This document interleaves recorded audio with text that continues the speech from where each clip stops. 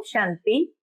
आज 27 अप्रैल 2024 के बाबा के अनमोल मधुर महावाक्य सुनेंगे। आज की मुरली में बाबा हम बच्चों को विकल्प जीत कैसे बनना है उसकी विधि बताते हैं। बाबा कहे, कोई भी विकल्प मन के अंदर तब आता है जब हमारी दैहिक दृष्टि होती है। इसीलिए स्वयं को भी आत्मा समझो और दूसरों को भी भ्रुकुटी में आत्मा भाई के रूप में देखो। जब आत्मिक दृष्टि विकसित होगी तो उसी से ही आत्मिक वृत्ति बनेगी और आत्मिक वृत्ति होने से हमारी स्थिति बहुत श्रेष्ठ सतो प्रधान हो जाएगी और सहजता से हम विकल्पों के ऊपर विजयी हो सकते हैं। बाबा कहे, तुम बच्चे बाबा के पास आए ही हो हेल्थ, वेल्थ और हैप्पीनेस का वर्षा लेने के लिए। बाबा तुम्हें हेल्दी भी बनाते हैं योग के द्वारा, वेल्दी बनाते हैं ज्ञान के द्वारा और सदा हैप्पीनेस की स्थिति में सहजता से रह सकते हो।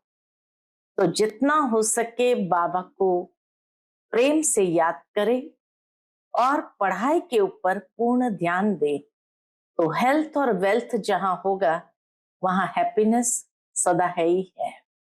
सुनते हैं बाबा के आज के अनमोल मधुर महावाक्य। ओम शांति। मीठे बच्चे, तुम आए हो बाप से हेल्थ, वेल्थ, हैप्पीनेस का वर्षा लेने। ईश्वरीय मत पर चलने से ही बाप का वर्षा मिलता है। आज की मुरली से प्रश्न है, बाप ने सभी बच्चों को विकल्प जीत बनने की युक्ति कौन सी बताई है? उत्तर, विकल्प जीत बनने के लिए अपने को आत्मा समझ भाई भाई की दृष्टि से देखो। शरीर को देखने से विकल्प आते हैं, इसीलिए भ्रुकुटी में आत्मा भाई को देखो। पावन बनना है तो यह दृष्टि पक्की रखो। निरंतर पतित पावन बाप को याद करो। याद से ही कट निकलती जाएगी, खुशी का पारा चढ़ेगा और विकल्पों पर विजय प्राप्त कर लेंगे। ओम शांति। शिव भगवान वाच अपने शालिग्रामों प्रति।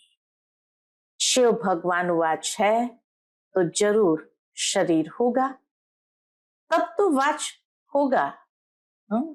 शिव भगवान वाच है तो जरूर शरीर होगा, तब तो वाच होगा।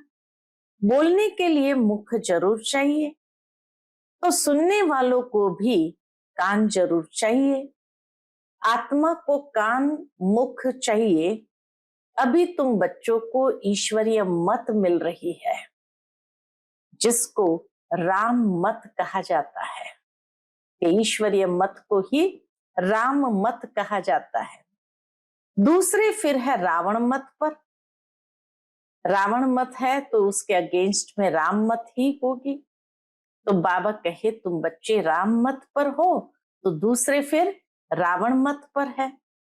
ईश्वरीय मत और आसुरी मत। ईश्वरीय मत आधा कल्प चलती है।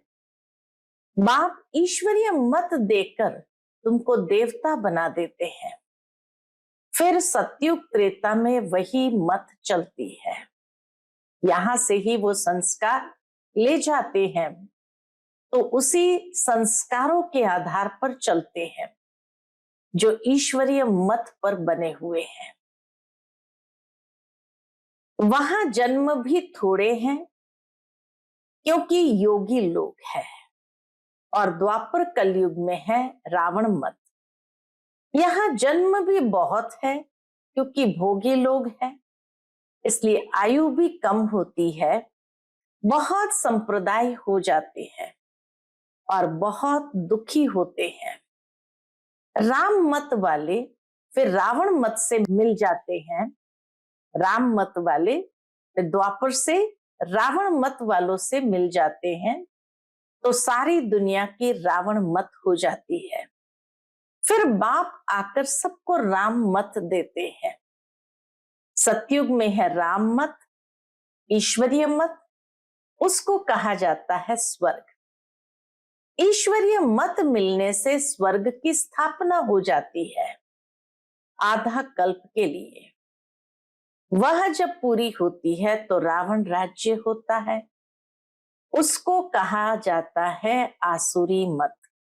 रावण राज्य में है आसुरी मत।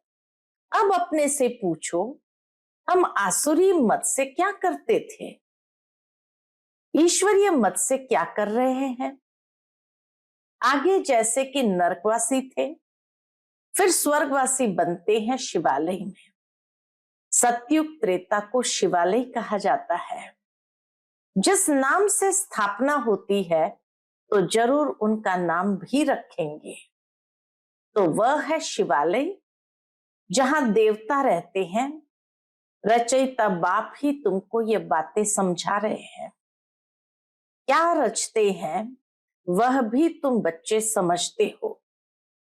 सारी रचना इस समय उनको बुलाती है, हे पतित पावन व हे लिबरेटर, रावण के राज्य से व दुख से छुड़ाने वाले। शिव बाबा को बुलाते ही है हे पतित पावन व हे लिबरेटर, क्योंकि वो आकर के रावण राज्य से दुखों से छुड़ाते हैं। अभी तुमको सुख का मालूम पड़ा है, तब इसको दुख समझते हो। नहीं तो दुनिया में तो कहते सुख दुख सब यहां ही है। तो इसीलिए सुख किसको कहा जाता है वह अब मालूम पड़ा है, तब समझ सकते हैं कि ये दुख है। सुख की व्याख्या अगर की जाए कि सतयुग में सुखी थे, तो किस आधार पर की बात कहते हैं? क्योंकि वहां पर 4 प्रकार का सुख होता है।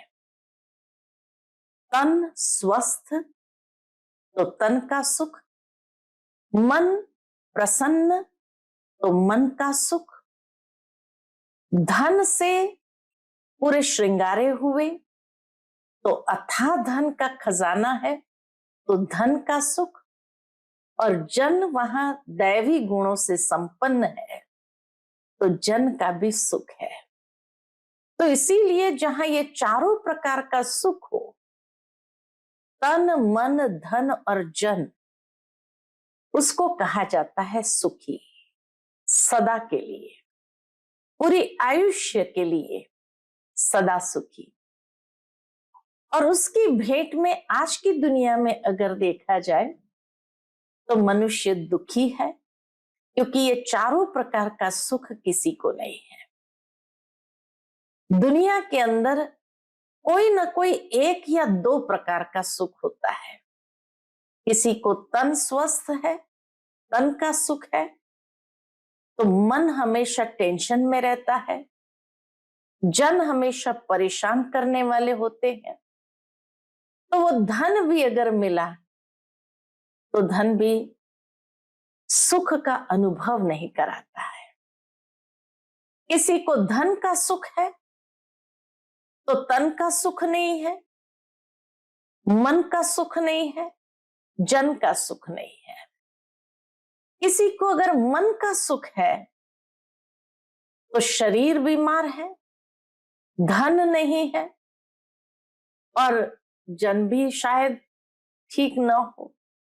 और किसी को अगर जन का सुख है, रिश्तेदार अच्छे हैं, परिवार जन अच्छे हैं, तो धन की कमी होगी या मन किसी न किसी बात से दुखी होगा या तन स्वस्थ नहीं होगा। तो इसीलिए कलयुग में कोई भी 1 या 2 प्रकार का सुख मिलता है, चारों प्रकार का सुख यहां नहीं है। तो सुख की व्याख्या जहां चारों प्रकार का सुख हो, उसको कहेंगे सदा सुखी। तो सतयुग के अंदर सदा सुखी थे और कलयुग के अंदर दुखी है। तो बाबा कहे अभी तुमको सुख का मालूम पड़ा है, तब इसको दुख समझते हो कि हाँ ये दुख है, नहीं तो कई इसको दुख थोड़ी समझते हैं।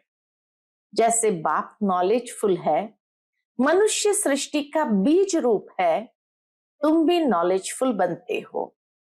बीज में झाड़ की नॉलेज होती है ना, परंतु वह है जड़।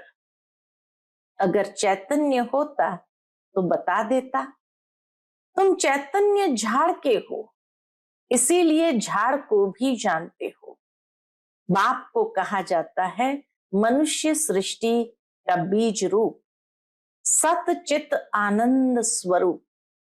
इस झाड़ की उत्पत्ति और पालना कैसे होती है ये कोई नहीं जानते। ऐसे नहीं नया झाड़ उत्पन्न होता है, यह भी बाप ने समझाया है। पुराने झाड़ वाले मनुष्य बुलाते हैं, पुराने झाड़ वाले मनुष्य बुलाते हैं कि आकर रावण से लिबरेट करो, क्योंकि इस समय रावण राज्य है। मनुष्य तो न रचयिता को न रचना को जानते।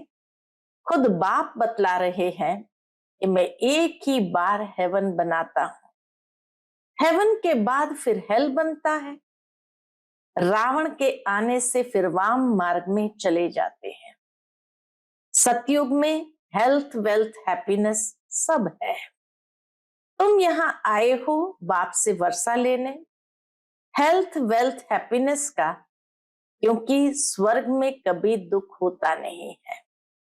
तुम्हारी दिल में है कि हम कल्प कल्प पुरुषोत्तम संगम युग में पुरुषार्थ करते हैं। नाम ही कैसा अच्छा है, और कोई युग को पुरुषोत्तम थोड़ी कहते हैं। उनमें तो सीढ़ी नीचे उतरते जाते हैं, बाप को बुलाते भी हैं, समर्पण भी करते हैं, लेकिन ये मालूम नहीं रहता कि बाप कब आएगा। पुकारते तो है, ओ गॉड फादर लिबरेट करो, गाइड बनो। लिबरेटर बनेंगे तो जरूर आना पड़े, फिर गाइड बन ले जाना पड़े।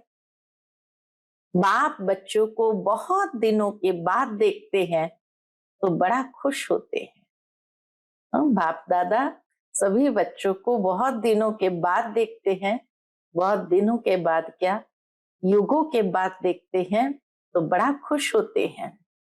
वह है हद का बाप और यह है बेहद का बाप। बाबा क्रिएटर है, रच करके फिर उनकी पालना भी करते हैं। पुनर्जन्म तो लेना पड़ता है।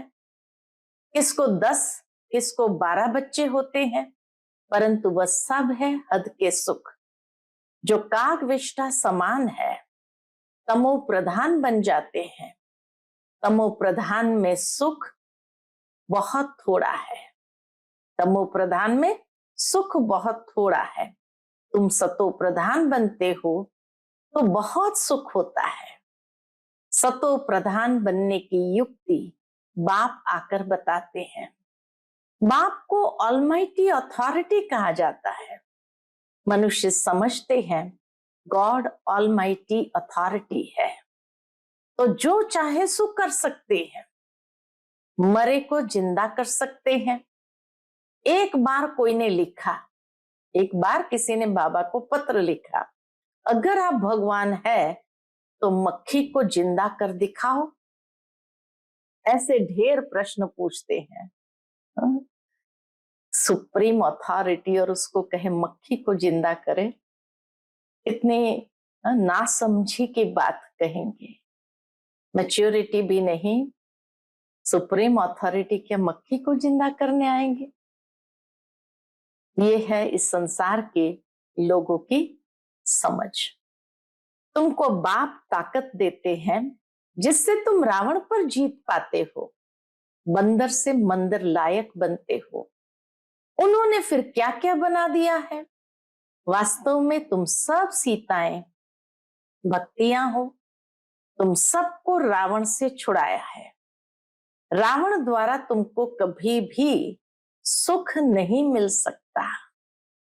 इस समय सब रावण की जेल में है, राम की जेल में नहीं कहेंगे। राम आते हैं रावण की जेल से छुड़ाने। रावण 10 सिर वाला बनाते हैं, उनको 20 भुजाएं दिखाई है। बाप ने समझाया है कि 5 विकार पुरुष में, 5 विकार स्त्री में है। उनको कहते हैं रावण राज्य व 5 विकार रूपी माया का राज्य। ऐसे नहीं कहेंगे इनके पास बहुत माया है। दुनिया में संपत्ति को लोग माया समझते, तो बाबा कैसे नहीं कहेंगे इनके पास बहुत माया है, माया का नशा चढ़ा हुआ है। नहीं, धन को माया नहीं कहेंगे, धन को संपत्ति कहा जाता है। तुम बच्चों को संपत्ति आदि बहुत मिलती है, तुमको कुछ भी मांगने की दरकार नहीं, क्योंकि यह तो पढ़ाई है। पढ़ाई में मांगना होता है क्या? टीचर जो पढ़ाएंगे वह स्टूडेंट पढ़ेंगे, जितना जो पढ़ेंगे उतना पाएंगे। मांगने की बात नहीं, इसमें पवित्रता भी चाहिए। एक अक्षर की भी वैल्यू देखो कितनी है। पद्मा पदम, बाप को पहचानो, याद करो। बाप ने पहचान दी है, जैसे आत्मा बिंदी है वैसे मैं भी आत्मा बिंदी हूं। वह तो एवर पवित्र है, शांति ज्ञान पवित्रता का सागर है। एक की ही महिमा है, सबका पोजीशन अपना अपना होता है। नाटक भी बनाया है, नाटक भी बनाया कौन सा? कण कण में भगवान। जिन्होंने नाटक देखा होगा वो जानते होंगे। जो महावीर बच्चे हैं उनको तो बाबा कहते हैं तुम भल कहां भी जाओ, सिर्फ साक्षी हो देखना चाहिए। अभी तुम बच्चे राम राज्य स्थापन कर रावण राज्य को खलास कर देते हो। यह है बेहद की बात। वह कहानियां हद की बना दी है। तुम हो शिव शक्ति सेना। शिव ऑलमाइटी है ना, शिव की शक्ति लेने वाले शिव की सेना तुम हो। उन्होंने भी फिर शिव सेना नाम रखा है। दुनिया में भी पार्टी का नाम शिव सेना रखा है। अब तुम्हारा नाम क्या रखे? तुम्हारा तो नाम रखा है प्रजापिता ब्रह्मा कुमार कुमारियां। शिव की तो सभी संतान है, सारी दुनिया की आत्माएं उनकी संतान है। शिव से तुमको शक्ति मिलती है। शिव बाबा तुमको ज्ञान सिखाते हैं, जिससे तुमको इतनी शक्ति मिलती है। जो आधा कल्प तुम सारे विश्व पर राज्य करते हो, तुम्हारी यह है योग बल की शक्ति और उन्हों की है बाहुबल की। भारत का प्राचीन राजयोग गाया हुआ है। चाहते भी है भारत का प्राचीन योग सीखे। दुनिया के लोग चाहते भी है कि भारत का प्राचीन योग सीखे, जिससे पैराडाइज स्थापन हुआ था। कहते भी है क्राइस्ट से इतने वर्ष पहले पैराडाइज था। वह कैसे बना? योग से। तुम हो प्रवृत्ति मार्ग वाले सन्यासी। वह घर बार छोड़ जंगल में चले जाते हैं। ड्रामा अनुसार हर एक को पाठ मिला हुआ है। इतनी छोटी सी बिंदी में कितना पाठ है, इसको कुदरत ही कहेंगे। बाप तो एवर शक्तिमान गोल्डन एजेड है, अभी तुम उनसे शक्ति लेते हो। यह भी ड्रामा बना हुआ है। ऐसे नहीं कि हजारों सूर्य से तेजोमय है। वह तो जो जिसका भाव बैठता है तो उस भावना से देखते हैं। आंखें लाल लाल हो जाती है, बस करो, हम नहीं सहन कर सकते। शुरू में संदेशियां भी जब जाती थी वतन में और कभी देखती थी तो कहती थी बस करो, हम नहीं सहन कर सकते। बाप कहते हैं वह सब भक्ति मार्ग के संस्कार है। यह तो नॉलेज है, इसमें पढ़ना है। बाप टीचर भी है, पढ़ा रहे हैं। हमको कहते हैं तुमको तमो प्रधान से सतो प्रधान बनना है। बाबा ने समझाया है hear no evil, see no evil, talk no evil. मनुष्य को पता नहीं कि ये किसने कहा। पहले बंदर का चित्र बनाते थे, अभी मनुष्य का बनाते रहते हैं। बाबा ने भी नलिनी बच्ची का बनाया था। मनुष्य को भक्ति का नशा कितना है, भक्ति का राज्य है ना। अभी होता है ज्ञान का राज्य, फर्क हो जाता है। बच्चे जानते हैं बरोबर ज्ञान से बहुत सुख होता है, फिर भक्ति से सीढ़ी नीचे उतरते हैं। हम पहले सतयुग में जाते हैं, फिर जो मिसल नीचे उतरते हैं। 1250 वर्ष में 2 कला कम होती है। चंद्रमा का मिसाल है, चंद्रमा को ग्रहण लगता है, कलाएं कम होने लगती है, फिर धीरे धीरे कलाएं बढ़ती है। तो 16 कला होता है, वह है अल्पकाल की बात, यह तो है बेहद की बात। इस समय सभी पर राहु का ग्रहण है। ऊंचते ऊंच है बृहस्पति की दशा, नीचे में नीची है राहु की दशा। एकदम देवाला निकाल देते हैं। बृहस्पति की दशा से हम चढ़ते हैं, वह बेहद के बाप को जानते नहीं है। अब राहु की दशा तो सब पर बरोबर है, यह तुम जानते हो और कोई नहीं जानते। राहु की दशा ही इनसॉल्वेंट बनाती है, बृहस्पति की दशा से सॉल्वेंट बनते हैं। भारत कितना सॉल्वेंट था, एक ही भारत था। सतयुग में राम राज्य पवित्र राज्य होता है, जिसकी महिमा होती है। अपवित्र राज्य वाले गाते हैं, क्या गाते हैं? मैं निर्गुण हारे में कोई गुण नाही। ऐसी संस्थाएं भी बनाई है, निर्गुण संस्था। अरे यह तो सारी दुनिया निर्गुण संस्था है, एक की बात थोड़ी है। बच्चे को हमेशा महात्मा कहा जाता है, तुम फिर कहते हो कोई गुण नहीं। यह तो सारी दुनिया है जिनमें कोई गुण न होने कारण राहु की दशा बैठी है। अब बाप कहते दे दान तो छूटे ग्रहण।